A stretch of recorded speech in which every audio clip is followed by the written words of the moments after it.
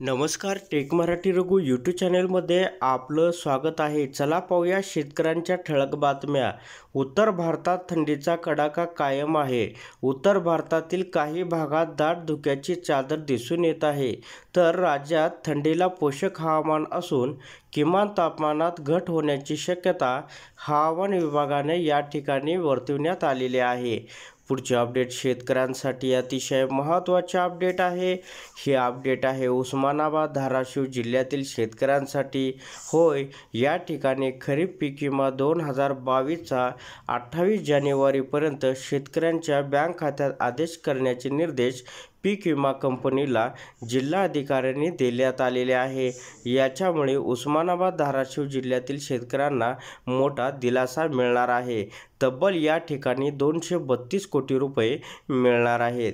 पुढचे अपडेट शेतकऱ्यांसाठी अतिशय महत्त्वाचे अपडेट आहे। PM किसान योजनेअंतर्गत 16वा हप्ता जारी केला जाणार आहे।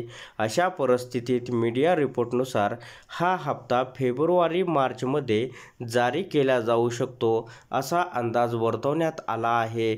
मात्र याबाबत अधिकृत घोषणा करण्यात आलेली नाही।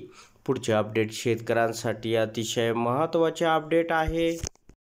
शेतकऱ्यांसाठी अत्यंत महत्त्वाचा मानला जाणारा पिकांचा दर सातत्याने खाली येत आहे। कापूस व सोयाबीन दरात घसरण सुरूच आहे। सद्यस्थितीत कापसाचे दर 6,000 तर सोयाबीनचे दर 4,300 रुपयेपर्यंत खाली आले आहेत। त्यामुळे शेतकरी आर्थिक कोंडीत सापडला असल्याचं या ठिकाणी सांगण्यात आलेलं आहे। पुढचे अपडेट शेतकऱ्यांसाठी अतिशय महत्त्वाचे अपडेट आहे। कृषी उत्पन्न बाजार समितीत पंधरवड्यापासून कांद्याची विक्रमी आवक सुरूच आहे, तर या ठिकाणी झालेल्या लिलावातही 1,02,000 गोण्यांची आवक झाली। प्रति क्विंटलला 2100 रुपयापर्यंत दर मिळत आहे। कांद्याला दर कमी असताना आवक मात्र वाढतीच आहे असं या ठिकाणी सांगण्यात आलेलं आहे। तर अशा प्रकारे शेतीविषयक महत्त्वाच्या ठळक अपडेट जाणून घेण्यासाठी आताच आपल्या टेक मराठी रघु यूट्यूब चॅनलला जास्तीत जास्त शेअर व सबस्क्राईब करा।